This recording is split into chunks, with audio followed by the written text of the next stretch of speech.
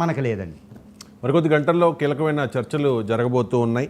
So ఏ అంశాలు ప్రస్తావనకు వచ్చే అవకాశం ఉంది? పాకిస్తాన్ ఏం డిమాండ్ చేస్తుంది? నాకు తెలిసి సింధు జలాలని మళ్ళీ మాకు ఇవ్వాలి, మీ గగనతలం ఓపెన్ చేయాలి, ఇంకా రకరకాల డిమాండ్స్ పెట్టే అవకాశం ఉంటుంది. అండ్ భారత్ కూడా చాలా డిమాండ్స్ పెట్టే అవకాశం కూడా ఉంది. ఏ అంశాలు ప్రస్తావనకు వస్తాయంటారు? ఇదండి DGMO, director general of military operations of both countries. ఒక పాకిస్తాన్ తరపున వాళ్ళ డీజీఎంఓ వస్తారు, ఇండియా తరపున మన డీజీఎంఓ వెళ్తారు.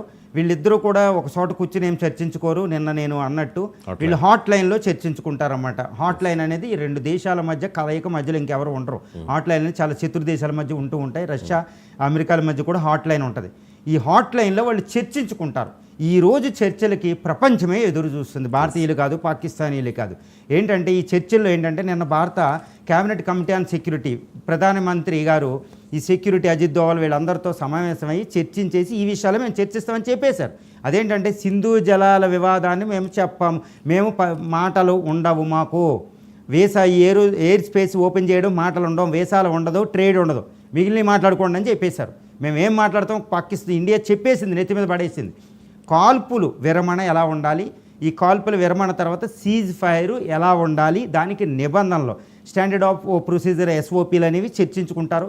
ఇంకా సైనికులు ఎంత దూరం ఉండాలి, నిస్సైనికీకరణ జరగాలి, ఎల్ఓసి వెంబడే ఉపసంహరించుకుంటాం, ఇలాంటి విషయాల మీద మాత్రమే చర్చ ఉంటుంది, వేరే విషయాలు ఉండవు అని ఇండియా అద్భుతంగా మంచి పై స్థాయిలో ఉంది కాబట్టి చెప్పేసింది. సింధు జలాల వివాదం అసలు ఆ సమస్య మాకు చర్చించమని చెప్పేసింది. ఆయన డీజీఎంఓస్ ఈరోజు చర్చిస్తారు. ఏం చర్చిస్తారనేది ఈవినింగ్కి తెలుస్తుంది.